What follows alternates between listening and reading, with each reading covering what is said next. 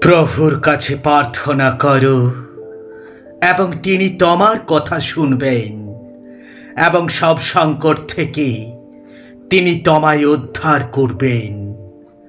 যখন সংকট আসে তখন কয়েকজন দম্ভ করা থেকে বিরত হয়।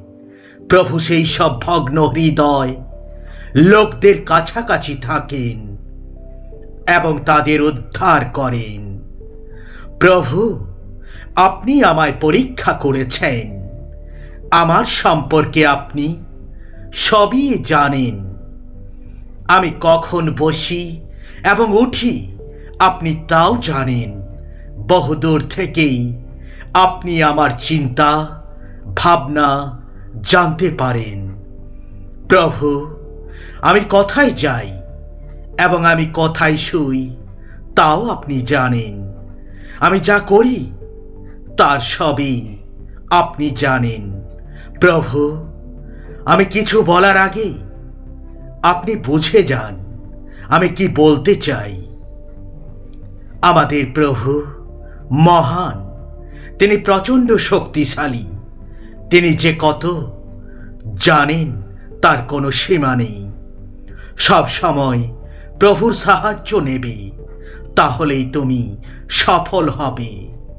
তোমরা নিশ্চয়ই শুনেছ এবং জানো যে প্রভু ঈশ্বর অত্যন্ত জ্ঞানী।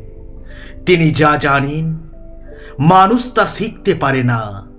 প্রভু কখনো ক্লান্ত হন না এবং তার বিশ্রামের প্রয়োজন নেই। প্রভু পৃথিবীর সমস্ত প্রত্যন্ত অঞ্চল সৃষ্টি করেছেন। তিনি চিরকাল বেঁচে থাকবেন।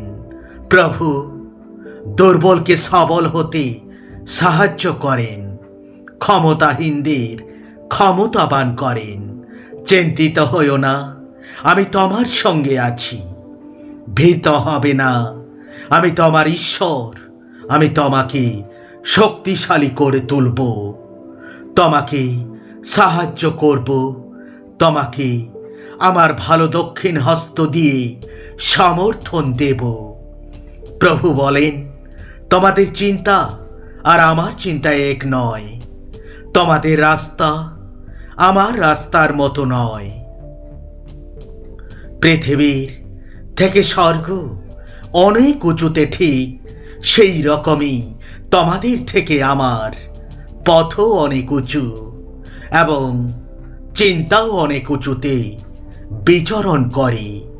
প্রভু নিজে নিজেই এ কথা বলেন। আমি আমার পরিকল্পনাগুলো কি তা জানি, তাই এইগুলো তোমাদের বললাম। এই হলো প্রভুর বার্তা। আমি তোমাদের সুনিশ্চিত নিরাপদ ভবিষ্যৎ দিতে চাই। তোমাদের জন্য আমার ভালো ভালো পরিকল্পনা আছে। তোমাদের আঘাত করবার কোনো পরিকল্পনা আমার নেই। আমি তোমাদের আশা এবং সুভবিষ্যৎ দিতে চাই। আমি প্রভু, আমি প্রতিটি জীবন্ত বস্তুর ঈশ্বর চিরমীয়। তুমি জানো আমার পক্ষে কোনো কিছুই অসম্ভব নয়। তাই তোমরা তাদের মতো হইও না, কারণ তোমাদের চাওয়ার আগেই তোমাদের পিতা জানেন তোমাদের কি প্রয়োজন আছে। দুটো চড়াই পাখি কি মাত্র কয়েক পয়সায় বিক্রি হয় না? তবু তোমাদের পিতা অনুমতি ছাড়া তাদের একটাও মাটিতে পড়ে না। হ্যাঁ, এমনকি তোমাদের মাথার সব চুলও গোনা আছে।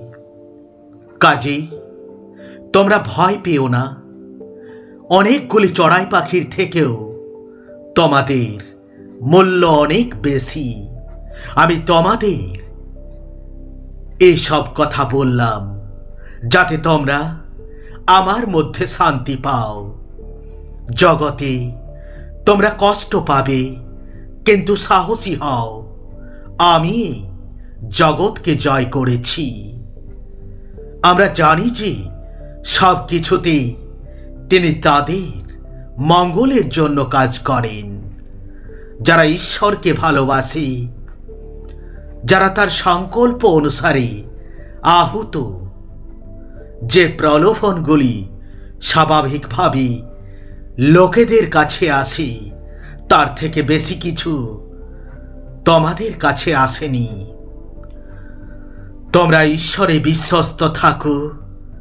যেসব প্রলোভন প্রতিরোধ করার ক্ষমতা তোমাদের নেই, তিনি তা তোমাদের জীবনে আসতে দেবেন না, কিন্তু প্রলোভনের সাথে সাথে তার থেকে উদ্ধারের পথ তিনিই করে দেবেন, যেন তোমরা সহ্য করতে পারো।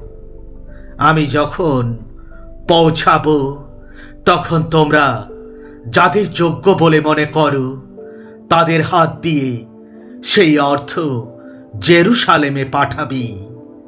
আমার লেখা চিঠি পরিচয়পত্র হিসেবে তারা নিয়ে যাবি।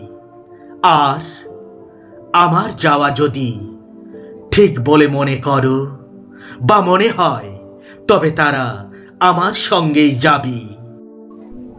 আমার অনুগ্রহ তোমার জন্য যথেষ্ট, কারণ দুর্বলতার মধ্যে আমার শক্তি সম্পূর্ণতা লাভ করে।